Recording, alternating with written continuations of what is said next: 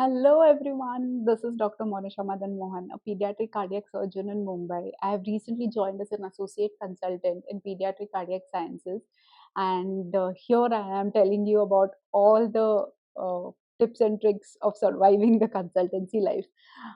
So it's a new experience, it's a lot of fun, it's also bad days at times. Not only am I a pediatric cardiac surgeon, but I'm also an open water diver, a trained classical dancer, and a biker by choice. And I'm on my way to get my skydiving certificate as well. So, yeah, life should be fun, right? Like, not only one thing you do in life. And I'm also very lucky to be working with one of the disciples of Dr. K.M. Cherian, the pioneer of cardiac surgery in India. And this is a privilege, and I get to learn a lot of things. The Dr. K.M. Cherian moves that he calls it. So it's kind of fun. So, why did I decide to do pediatric cardiac surgery? First of all, I did not have any inclination towards adult cardiac surgery nor any interest as of now.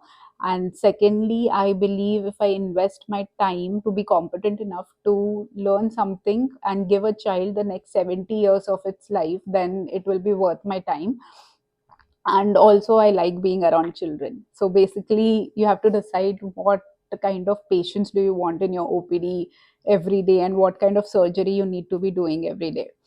So I think that's why I chose pediatric surgery, and I have certain goals what I can contribute into this sector of cardiac surgery in the next decade or so. So I'm working with one of the best to learn everything I can, and see what I can contribute, with AI coming into the picture, with minimal invasive techniques coming into the picture.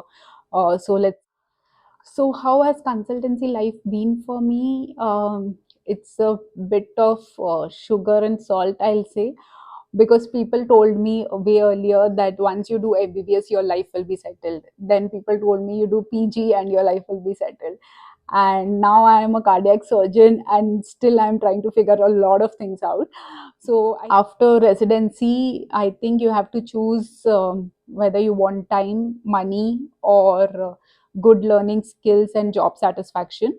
So depending upon that, you can choose what your priorities are and take up a job which suits your lifestyle and your, like, just the other day, one of the patients started draining, and I was so tensed. And this feeling you'll never get unless you're on the side of the operating table taking full responsibility to whatever happens to your patient.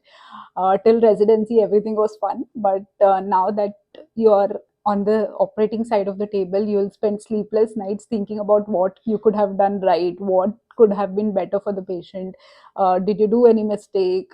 Until the patient gets out of the hospital in a good condition and gets discharged, there is constant lot of things sticking in your brain about how you could improve your judgment skills and everything. So I think that's a very bad place to be in. But yeah, I think it's a part of growing up and getting into consultancy life, and enjoying the process as well. So, what I have learned in the last few months is that it's not about the patient getting out of the OT in a perfect condition, getting out of the hospital in a good condition. It's about the next few decades or many decades of the patient's child's life, that your one stitch on the OT table will decide. So, you have to be very meticulous in what you do. And when the surgeon is taking that stitch on the table, doing each and every step, going on pump, off pump.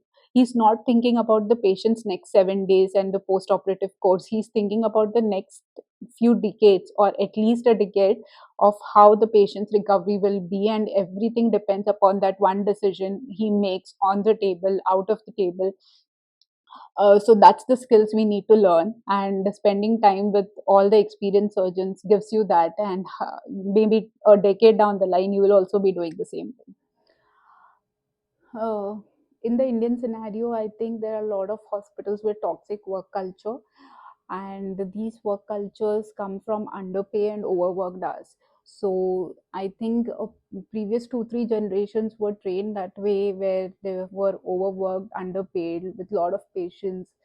And but today's generation, I feel they prefer a more good work life balance, and that's not a bad thing to ask. But you have to always remember patient care should not be hampered while you're managing your priorities in a day.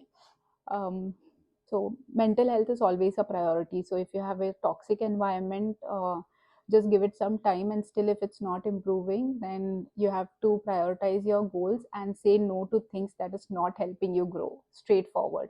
And if it's still not working, then just quit, because after all, it's just a job, it's not a life partner that you can. So yeah, just switch into a better work environment, and maybe you'll learn things and experience life differently. They say good things always happen to you if you follow your heart, and I'm the perfect example. So life is nothing but a set of choices, so you have to make choices wisely and shape up your life as the way you want. So for many more such experiences from my side, stay tuned, and yeah.